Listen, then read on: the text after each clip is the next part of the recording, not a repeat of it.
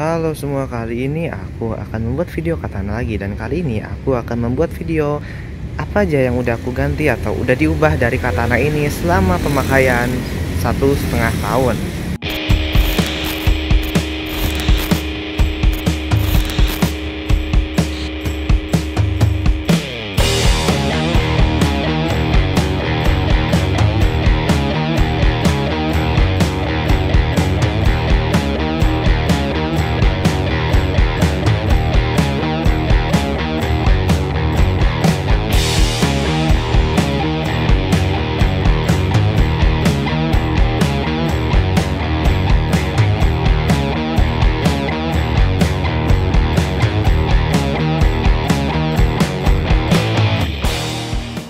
Jadi memang katana ini sekarang udah cukup banyak yang diubah, mulai dari internal sampai eksternal. Jadi ya aku akan langsung mulai dulu dari depan.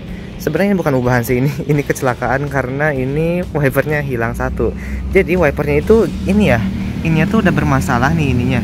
Ininya teh apa ya? Jadi kayak dia putarannya udah nggak bener. Jadi dia muternya tuh putaran wiper yang bagian kirinya itu udah nggak bener. Jadi ya sekalian aja dicopotin, jadi sisa wiper kanan doang. Nah karena kita udah kesini, jadi ya sekalian aja aku bahas. Jadi kaca film si mobil ini udah diganti, karena kan asalnya tuh kaca filmnya yang kayak yang setengah di atas gitu, terus yang untuk yang depannya ya, terus yang sininya gelapnya minta ampun gitu, terlalu gelap banget. Dan untuk sininya juga dia belang, yang ini ada kaca filmnya, yang itu enggak. Jadi ya aku perlu ganti karena memang itu kaca filmnya cukup gak layak dipakai. Dan ini sih pakainya yang tanpa merek ya, karena biar murah, biar terjangkau gitu. Tapi ini kualitasnya bisa aku bilang cukup oke, karena yang tipe seperti ini udah pernah aku pakai di Kijang Kapsul yang tipe XX yang waktu itu. Jadi untuk di depan ini 40 cukup apa ya, kalau misalnya dari sini sih cukup reflektif ya, nggak terlalu kelihatan amat lah. Jadi privasinya cukup ada. Dan untuk samping dia itu 60 untuk samping sini. Jadi kalau misalnya kita lihat gini, ini cukup reflektif juga. Jadi ya kalau misalnya kita lihat ke sini, ya lumayan kelihatan, tapi nggak terlalu banget lah gitu. Nah untuk di yang belakang dan kaca belakang itu dia 80. Jadi bener-bener hampir ya gelap banget lah gitu. Ini biar ya privasinya lebih lah gitu. Karena kan kalau di depan perlu terang-terang, dan di sini ya udahlah nggak perlu gitu. Paling kalau lihat kaca belakang doang. Tapi kaca belakang juga masih cukup kelihatan kok. Tapi untuk kalau dari luar gitu ya, nah ini kita cukup susah untuk ngelihat ke dalam untuk yang kaca belakang itu. Jadi ya menurutku ini udah kombinasi yang pas, 40, 60, 80. Oke lanjut lagi. Sebenarnya ini bukan sesuatu yang gimana-gimana sih, tapi waktu itu ini lampu senja yang kiri sini itu mati. Jadi ya aku ganti, cuma harganya ya murah banget lah, cuma 15.000 kalau nggak salah. Lalu lampu sen juga waktu itu pernah mati, yang lampu sen depan sini ya, yang bagian sini itu dia mati. Jadi lampu senja di situ mati dan lampu sen di sini mati. Untungnya dua-duanya sudah diganti. Dan untuk ban nih, ya ban ini cukup baru aku gantinya. Kenapa diganti? Karena ban yang waktu itu udah getas banget, kayak udah kurang layak pakai dan udah cukup tipis juga. Itu sering banget wheel spin di rumah ataupun di tempat-tempat nanjak, khususnya pas habis hujan. Nah terus di sini itu aku menggunakan Bridgestone Dweller AT. Iya ini sebenarnya masih mirip ya, atau serinya bahkan sama dengan yang aku pakai sebelumnya, yaitu Bridgestone Dweller. Tapi yang sebelumnya itu HT atau Highway Terrain, yang ini AT atau All Terrain. Bedanya tentunya di kembangnya, dia kayak lebih apa ya, lebih off-road loh, lebih gagah lah gitu. Jadi membuat tampilan overall mobilnya juga jadi kayak cute, agresif gitu ya, lucu tapi gagah at the same time. Jadi ya aku cukup puas banget dengan ini. Dan kenapa aku pilih ini? Karena aku memang udah cukup puas dengan kemarin yang Bridgestone Dweller HT itu. Aku udah puas banget sih, karena di tol dia enak, buat nanjak-nanjak dia enak, dan handlingnya juga sangat enak gitu. Tapi ya sayangnya udah tipis dan udah kurang layak pakai, jadi harus aku ganti. Dan gantinya itu memakai velg atau ban AT. Dan gantinya itu memakai ban AT, jadi bukan HT lagi. Jadi ya lebih gagah lah untuk overallnya. Nah terus apa yang aku udah ganti lagi di belakang sini itu adalah ini, lampu rem belakang yang kanan ya, tapi bukan yang kiri. Nah yang ini aku ganti karena mati waktu itu. Jadi kan cukup bahaya ya kalau misalnya cuma satu doang. Dan yang aku ganti lagi itu adalah talang air. Iya waktu itu talang airnya memang kayak gini juga sama, tapi yang jadi masalah adalah yang bagian kiri itu dia lepas.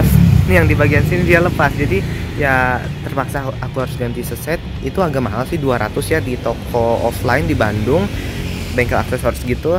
Kalau di online mungkin sekitar 100 ribuan ya, tapi aku cukup suka sih karena ini kayak yang slim gitu dan ada tulisan katananya, jadi ya makin menegaskan bahwa ini katana. Jadi ya oke lah. Jadi ya udah, itu aja sih untuk perbedaan di eksterior. Dan sekarang kita akan lanjut ke perbedaan dari interior Suzuki Katana ini.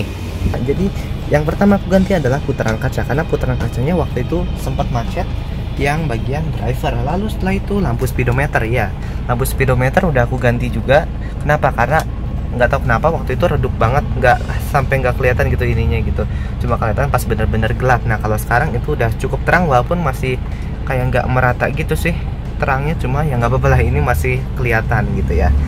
Nah terus abis itu yang aku ganti itu adalah, ya aku bukan ganti sih, ini nambahin dudukan dashcam dan juga dashcam ya. Kenapa? Karena sekarang kan ya makin banyak lah modus di jalan gitu. Nah kita bisa dihindari dengan dashcam ini, karena kita akan terasa lebih aman dan selalu akan ada bukti kalau misalnya kita punya dashcam ini. Jadi menurutku dashcam ini cukup penting.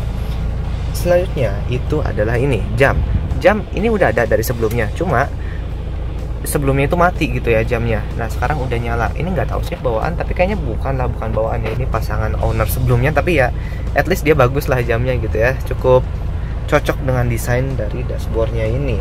Lalu setelah itu ada lagi yang diperbaiki, karena kan kalau di video waktu itu tuh, waktu aku induktur pertama itu mobilnya itu nggak ada AC-nya. Bukan nggak ada AC-nya sih, ada AC-nya tapi nggak dingin gitu, jadi nggak guna sih. Nah sekarang ini udah dingin banget karena AC-nya udah diganti kompresor, ganti kondensor dan semacamnya. Terus ini head unit ini aku udah tambahin juga. Ini aku nggak beli karena ini udah ada dari dulu banget ya.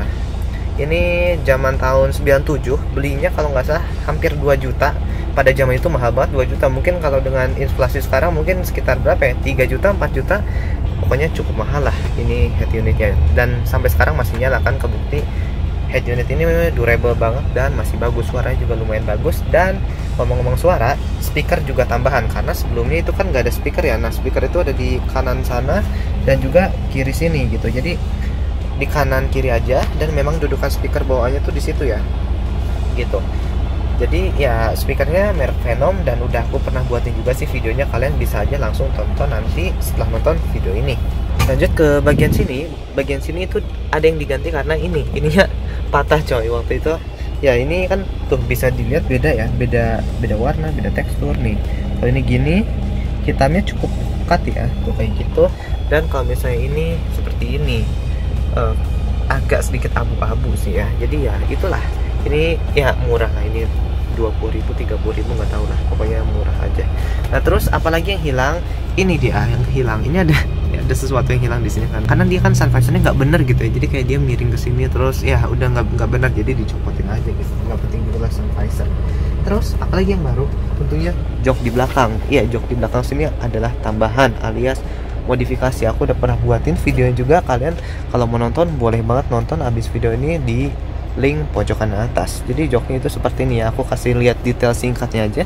Joknya itu kayak semi captain seat ini gini, dan ini itu jok Daihatsu Zebra kalau nggak salah, Daihatsu Zebra atau Espas, sama aja kali ya. Nah pokoknya gitulah. Aku udah buatin videonya waktu itu ngebahas legroom dan untuk performa bagasi juga. Oh ya, aku juga lupa nih, ini ada tambahin apar juga ya di mobilnya, karena memang mobil ini sempat ngalamin kejadian yang berhubungan dengan api, dan itu serem banget ternyata. Nah dengan apar ini at least kita lebih tenang, lebih aman, dan juga ya akan lebih safe lah gitu ya. Jadi ya menurutku apar ini cukup penting banget. Jadi ya itu aja sih ubahan untuk di interior dan eksterior. Jadi sekarang aku akan langsung bahas mengenai bon-bon di mesin ini. Jadi kita bongkar ya semuanya ya, apa aja yang udah dibenerin selama 1,5 tahun ini. Dan aku kasih spoiler aja, apa yang dibenerin itu nggak terlalu banyak. Jadi ya kita langsung mulai ke ini yang agak baru ya. Ini Desember kemarin. Nanti kita kesini dulu yang lama-lama ya. Nah di sini itu dari Esa Motor. Oke. Ya totalnya cuma 200.000. Ini nggak tahu beli apa, tulisannya susah dibaca. Kalian bisa baca aja ini ya. Apa ya? Nggak tahu lah, susah banget bacanya. Terus ini 350.000. Apa ini? Kawat membran atau apa gitu ya. totalnya 350.000 sama yang di atasnya. Terus ini selang view, ada apa ini, cam house, selang vakum, totalnya cuma 40.000. gila. Ini memang ya serasa motor sih, ini spare partnya gila, cukup murah banget untuk sebuah mobil. Terus ya ini kalian bisa baca sendiri, totalnya berapa nih, 605.000. Terus ini beli Draglink Fuji, harganya 550.000. Ya, ini waktu itu turun setengah mesin, jadi agak mahalnya di sini nih. Ini totalnya 3.755.000. Ini yang diganti ini aja. Bisa kalian baca sendiri karena susah dibaca. Ini on the terampirnya ya. Tuh. Ini packing rod, packing top, packing X, klep dan semacamnya, totalnya 1 juta untuk spare partnya. Terus ini ring seher kayaknya, terus apa ini totalnya 735.000. And then ini ada apa lagi, kabel kayaknya, kabel busi kayaknya, dan apa ini nggak tahu, 85.000. Terus ya ini timing belt dan semacamnya, tensioner itu 595.000.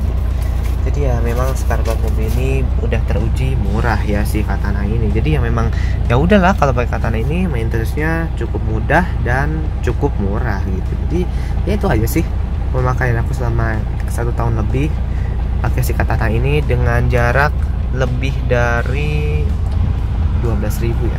Karena waktu itu tuh 10 ribuan gitu, 10 ribuan kilometer, dan sekarang udah 23.000. Ya sekitar segitulah pokoknya.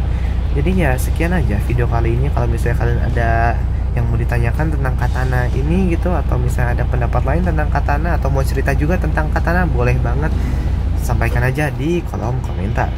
Sekian video kali ini.